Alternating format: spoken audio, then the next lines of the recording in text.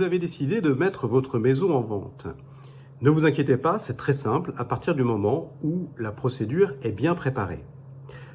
Tout d'abord, vous devez recueillir différents éléments. Votre titre d'acquisition, soit il vous a été déjà remis par votre notaire, soit cela n'a pas été le cas, et dans ce cas, il faut le lui demander. Vous devez également faire réaliser différents diagnostics. Le diagnostiqueur professionnel vous indiquera quels diagnostics sont à réaliser en fonction du lieu de situation de votre maison, en fonction de son âge et de différents critères. Enfin, j'attire votre attention sur un diagnostic particulier qui est le diagnostic assainissement. Soit vous possédez un assainissement collectif, c'est-à-dire de type tout à l'égout, et dans ce cas-là, le diagnostic est obligatoire dans certaines communes. Il faut donc vous renseigner auprès de la mairie pour savoir si, dans votre cas, il est obligatoire. Si vous disposez d'un assainissement de type non collectif, c'est-à-dire de type fosse septique par exemple, dans ce cas-là, le diagnostic est obligatoire quel que soit le lieu de situation de votre maison. Il faut donc appeler le service public d'assainissement non collectif, dit SPANC. J'attire votre attention sur le fait que leur délai d'intervention est très long, donc faites-le le plus rapidement possible. Si votre maison est située dans un lotissement, eh bien dans ce cas-là, il faudra informer votre acquéreur de la vie de ce lotissement. Et pour l'informer, il faudra lui fournir notamment les procès-verbaux des différentes assemblées générales qu'il y a eu au sein de l'association syndicale. Il devra lui fournir également un document qui s'appelle le cahier des charges du lotissement. Ce cahier des charges permet notamment de connaître les contraintes architecturales du lotissement, les obligations de chacun des colotis.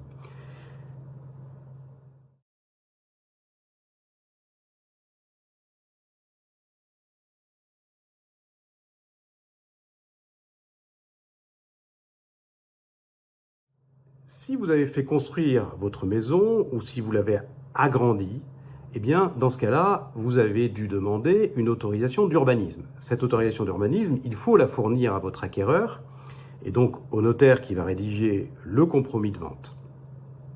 Il s'agit du permis de construire, qui vous autorise à construire. Il s'agit de la déclaration d'achèvement, qui dit aux impôts que vous avez terminé la construction de la maison. Et enfin, le certificat de conformité, qui va permettre à votre acquéreur de savoir que les travaux qui ont été entrepris sont exactement le reflet de l'autorisation d'urbanisme qui a été délivrée. Si votre maison ou une partie de votre maison a moins de 10 ans, eh bien dans ce cas-là, il faudra lui fournir ce qu'on a dit auparavant, mais également les factures des travaux, le nom des différents intervenants qui sont intervenus justement dans cette édification ou dans ces travaux, leurs assurances décennales et, si vous l'avez souscrite, l'assurance dommage-ouvrage. Cela permettra, en cas de désordre, à votre acquéreur d'intervenir auprès de ces différents corps de métier.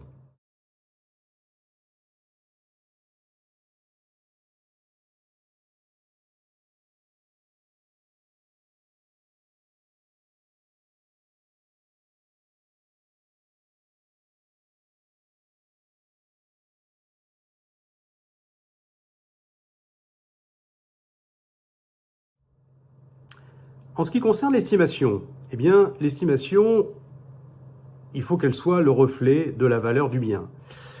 Pour être le reflet de la valeur du bien, je vous conseille fortement de faire intervenir un professionnel de l'immobilier. Ce professionnel peut être soit une agence immobilière, soit le service négociation de notre office qui réalise ce genre d'opération.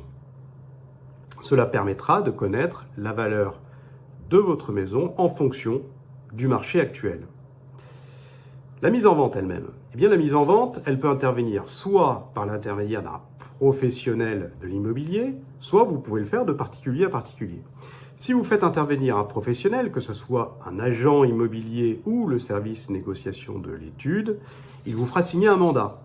Ce mandat peut être de deux ordres. Soit c'est un mandat exclusif, et attention, c'est un point de vigilance, un mandat exclusif vous interdit de vendre le bien par un autre professionnel ou par vous-même. Il est donc engageant, le mandat doit donc faire l'objet d'un examen méticuleux. Soit c'est un mandat simple, et dans ce cas-là, c'est beaucoup moins rigide, Cela vous permet éventuellement de vendre, vous, de particulier à particulier, ou de vendre par une autre agence, si par hasard, elle vous trouve un acquéreur qui vous semble plus intéressant.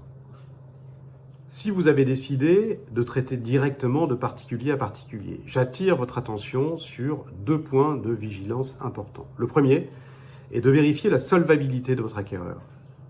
Pour cela, il suffit de lui demander de vous produire une simulation établie par la banque, notamment du montant qu'il peut emprunter, et ça lui permet également de connaître le taux et la durée de l'emprunt.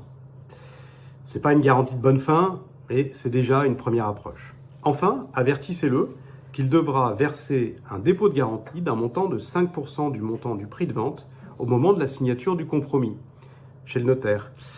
Cela vous garantit, vous, de ne pas tomber sur un acquéreur farfelu qui veut juste vivre le grand frisson de la signature d'un compromis. Enfin, dernier aspect, mais pas des moindres, l'aspect fiscal. L'aspect fiscal, si jamais votre maison n'est pas votre résidence principale, eh bien, vous risquez d'avoir des plus-values à payer. Pour cela, je vous conseille de nous consulter de manière à ce que nous fassions une préétude du montant exact qui sera prélevé par les impôts le jour de la signature de l'acte. Je vous invite également à consulter votre banquier pour connaître le montant restant dû sur l'emprunt, ainsi que les pénalités de remboursement anticipé que vous pourriez devoir. Cela vous permettra de connaître exactement le montant net que vous allez toucher après la signature de l'acte. Je vous remercie beaucoup de nous avoir suivis. Dans un tuto numéro 2, nous examinerons la phase qui doit intervenir entre la signature du compromis et l'acte de vente, c'est-à-dire ce que chacune des parties doit réaliser. Quand j'entends chacune des parties, c'est-à-dire vendeur, acquéreur, agent immobilier, notaire, banquier. Merci beaucoup, à bientôt.